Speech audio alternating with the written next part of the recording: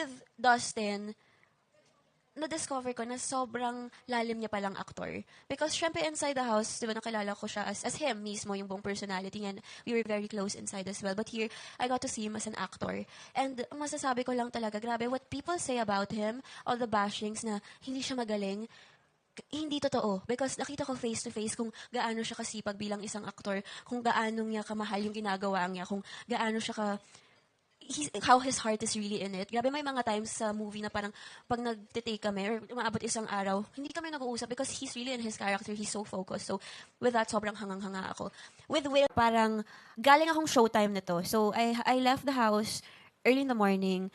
Dumiretso ako sa showtime. And then after, meron kaming meeting with Star Magic. Pero ibang meeting pa to. And in that meeting, nandun lahat ng mga co-artists ko. Basta may kinailangan kasi sabihin si Direk Lauren that time na very important. And sakto, nung time na yun, si Direk May katabi ko. Kasi isa siya sa mga part ng meeting din. Tapos parang, syempre kakalabas ko lang ng PBB. It's been a while since I actually got to catch up with Direk. Tapos sobrang, isa siya sa mga core memory namin dalawang Direk May. Kasi sabi ko sa kanya, sabi ko, Direk, how are you? Ganyan, kamustahan kami. What project are you doing next? Ganyan.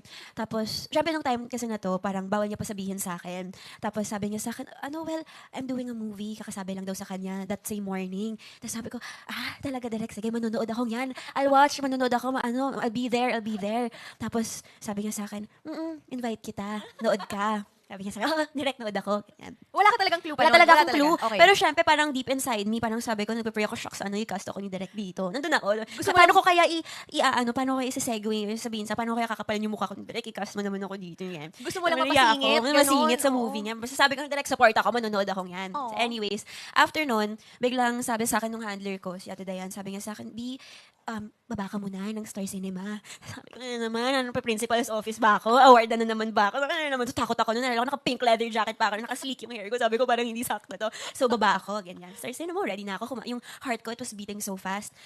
Cut to, Sir Chris. Ganyan. Gasman. Sir Chris Gasman. Ganyan. Unang niya pa sabi, Bianx. So, I thought it was bad news. Sabi niya sa akin, I want you to know na, basta unang yung sinabi that he's very proud of me.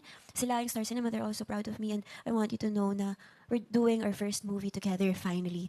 Tapos I remember breaking down to tears. Tapos I was in his arms. I was crying. As in, I was crying talaga. Sarap sa boardroom pa yon. And parang I just felt like sobrang emotional ko nung time na yun because I had really waited for this moment for a long time. Kasi Ano yung nararamdaman mo kapag yung fans ng dalawa nag-aaway? Siyempre may pain din support ko. Kasi kung ako lang rin naman yung papapiliin ko, gusto ko siyempre happy family tayo. Pero, diba, hindi naman perfect yung mundo. But, as much as possible, siguro gusto ko lang din i-remind sa kanilang lahat na, guys, let's keep it healthy. Let's keep it healthy. Let's all be happy this Christmas. And as much as possible, diba, huwag tayong magsakitan ngayong Pasko. Dami ko pang gustong gawin, pero isa sa mga dream projects ko siguro is Jezebel.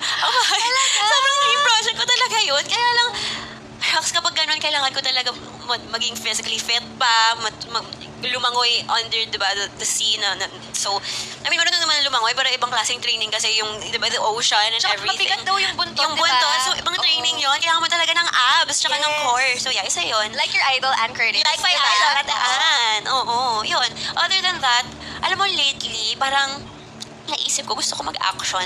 Sobrang random, diba? Ang layo ng tinalan. Gusto ko siya matry because I feel like sobrang layo niya sa usual na ginagawa ko.